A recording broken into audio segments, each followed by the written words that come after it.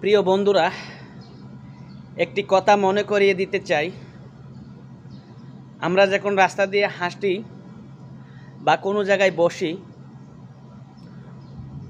একটি পিঁপড়া যখন আমাদেরকে কামড় দেয়, আমরা সহ্য করতে না পারে নিচের দিকে তাকিয়ে যেই পিঁপড়াটা আমাদেরকে কামড় দিয়েছে তার সাথে থাকা আরও শত শত পিঁপড়া একসাথে পায়ের নিচে ফেলে পিষে দিয়েছি, তাই না?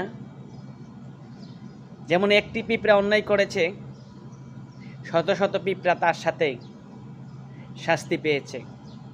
তেমনি করে আমাদের সমাজে একজন মানুষ যদি জিনা, ব্যভিচার, সুদ, ঘুষ, হারাম পথ, নেশা, মাদক দ্রব্যর সাথে জড়িত থাকে, তার সঙ্গে সঙ্গে আমরা শত শত ভালো মানুষও কিন্তু আল্লাহর কাছে অপরাধী হয়ে যাব।